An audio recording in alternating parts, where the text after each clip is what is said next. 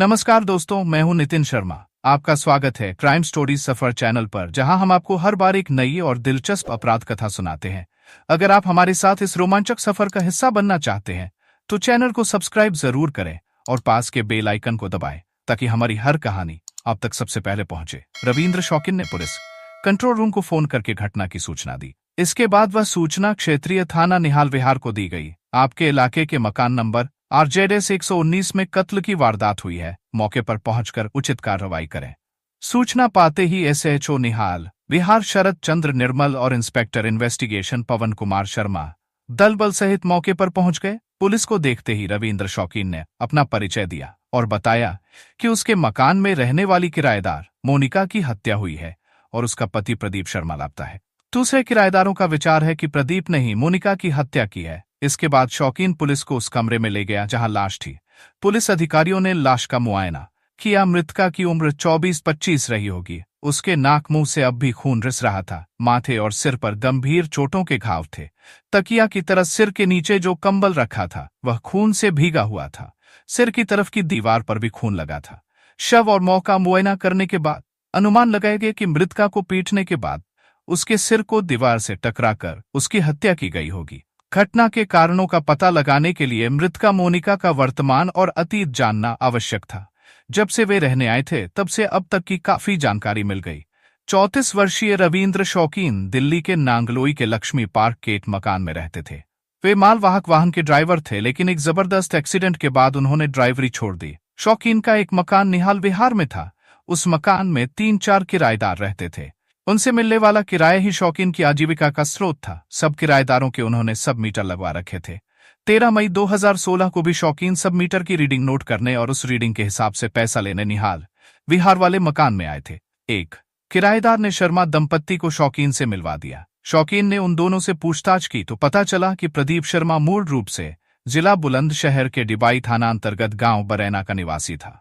बीते 3-4 वर्षों से वह दिल्ली में रहकर प्राइवेट जॉब कर रहा था। 8 माह पूर्व उसका मोनिका से विवाह हुआ था। शौकीन बाहर से दिल्ली आकर बसे आम आदमियों की मजबूरी समझते थे, इसलिए दोनों पर तरस खाकर शौकीन ने उनको खाली कमरे की चाबी दे दी। दोनों मकान में शिफ्ट हो गए। उनको रहते 5-6 दिन ही बीते थे कि दूसरे किराएदारों ने शिकायत करनी शुरू कर दी कि नए किराएदार निहायत बदतमीज है। शर्मा दंपति की मानसिकता शरीफों के किसी मकान में नहीं बल्कि झुग्गी बस्ती में रहने जैसी है। प्रदीप और मोनिका दोनों रोज शाम को शराब पीते हैं, नशा होने पर गाली गलौज और मारपीट करते हैं। शौकीन ने आकर दोनों को समझाया तो दोनों कुछ दिन शांत रहे, फिर वही पुरानी हरकतें शुरू कर दी। 29 मई को भी शिकायत पर पहुंचे शौकीन ने दोनों को अगले दिन शाम तक मकान खाली करने का अल्टीमेटम दे दिया। न खाली करने पर वह खुद उन्हें बेघर कर देंगे, लेकिन शौकीन को ऐसा करने की नौबत नहीं आई। 30 मई को दोपहर 2 बजे शर्मा दंपति के सामने किराए पर रहने वाले मूलचंद्र प्लम्बर ने फोन करके बताया कि नए किराएदार के सुबह से दरवाजे खुले पड़े हैं। मोनिका चित लेटी हुई है, उसने एक बार भी करवट नहीं बदली। प्रदीप का भी कोई पता नहीं। इस पर शौकीन तुरंत निहाल विहार आए तो उसने मोनिका को मृत पाया। उसने 100 नंबर पर फोन करके घटना की सूचना दी थी। जानकारी करने के बाद पुलिस ने शव को पोस्टमार्टम हेतु DDU अस्पताल भेज दिया। फिर शौकीन की ओर से हत्या का मुकदमा दर्ज कर लिया।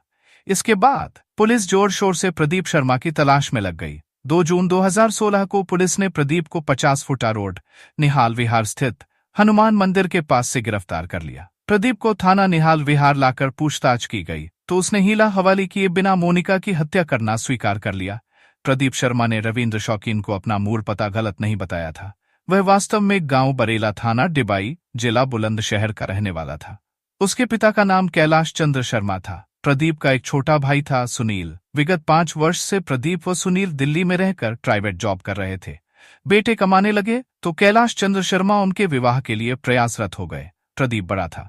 परंपरा अनुसार पहले बड़े पुत्र प्रदीप का विवाह होना चाहिए था। प्रदीप शादी करने के मूड में नहीं था। कहता था, मैं जो जॉब करता हूँ उसमें वेतन ज्यादा नहीं है, अधिक वेतन वाली कोई दूसरी नौकरी ढूंढ लूं, एक बड़ी रकम जमा कर लूं, तब शादी के बारे में सोचूंगा। माता पिता प्रदीप को शादी के लिए हाल मनाते रहे। वह न माना तो उन्होंने छोटे बेटे सुनील के विवाह की दिशा में प्रयास आरंभ कर दिया। माता पिता की इच्छा में सुनील ने रोड़े नहीं अटकाए। JJ कॉलोनी बक्करवाला मुंडका दिल्ली में मोहनलाल रहते थे। उनकी 2 पुत्रियां थी, सोनिका और मोनिका। सोनिका बदला हुआ नाम है। सोनिका सुनील को पसंद करती थी मोहनलाल को भी उन दोनों के रिश्ते पर आपत्ति नहीं थी। अतः जल्द ही सोनिका और सुनील का विवाह हो गया। सुनील की शादी में प्रदीप ने पहली बार मोनिका को देखा। उसे देखते ही प्रदीप के मन में उसके प्रति चाहत जाग उठी। हर युवक अपने मन में भावी संगिनी की मोहिनी मूरत बनाता है। प्रदीप ने भी कल्पना से भावी संगिनी की जो छवि बनाई हुई थी, मोनिका हूबहू वैसी थी। प्रदीप के दिल में हसरतें जवान होने लगीं। भाई की साली मतलब मेरी साली, साली का मतलब आधी घरवाली। एक बहन भाई की पूरी घरवाली बन गई। कोशिश करके दूसरी बहन को वह अपनी घरवाली बना लेगा। शादी के मौके पर मोनिका से कुछ कहना प्रदीप को जल्दबाजी लगी। उसका विचार था कि रिश्तेदारी हो गई है, आना जाना लगा रहेगा। मोनिका कहीं इंगेज भी नहीं है, किसी दिन मौका पाकर वह उससे अपनी चाहत जाहिर कर देगा। सोनिका और सुनील भी दोनों का रिश्ता कराने में सहयोग करेंगे, अतः मोनिका से उसकी शादी होने में कोई अड़चन नहीं आएगी। प्रदीप दिल्ली में रहता था और सुनील की ससुराल भी दिल्ली में थी, अतः बहाने बहाने से वह वहां पहुंचने लगा। प्रदीप सुनील का बड़ा भाई था, इसलिए मोहनलाल के घर में उसे भी दामाद जैसा मान मिलता था। प्रदीप जब भी मोहनलाल के घर जाता, उसकी कोशिश अधिक से अधिक मोनिका के इर्द गिर्द रहने की होती। लच्छेदार बातों से वह उसे लुभाने रिझाने की भी कोशिश करता। परिणाम यह हुआ कि मोनिका समझ गई कि प्रदीप के मन में क्या है। मोनिका के दिल में भी प्रदीप के लिए प्रेम भाव था, चाहत दोनों की एक ही थी। मोनिका ने जब इस बारे में प्रदीप से बात की तो उसने अपने प्रेम का इजहार कर दिया।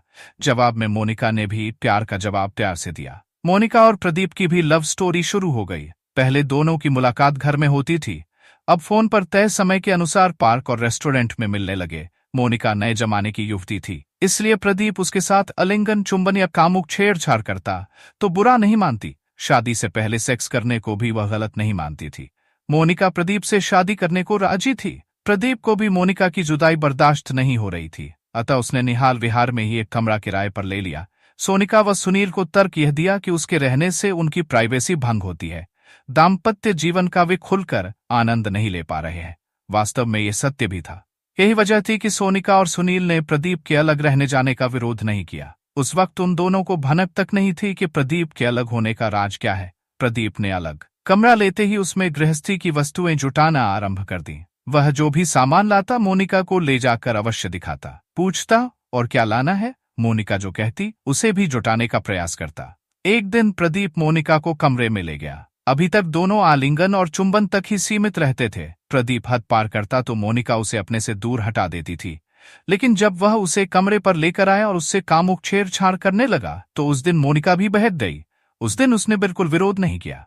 उस दिन दोनों ने शादी के बिना ही सुहाग रात मना ली। शारीरिक संबंध बना तो मोनिका जल्द से जल्द शादी करने का दबाव प्रदीप पर बनाने लगी। प्रदीप की भी यही मंशा थी। प्रदीप ने सुनील और सोनिका के सहयोग से अपनी मोनिका से शादी की बात चलाई तो मोहनलाल ने इस रिश्ते से यह कहकर इनकार कर दिया कि घर में 2 बेटियां देने की हमारी परंपरा नहीं है। मोहनलाल की इस जिद के चलते परिजनों से विद्रोह करके दोनों ने एक मंदिर में विवाह कर लिया। ये घटना से 8 माह पहले की बात है।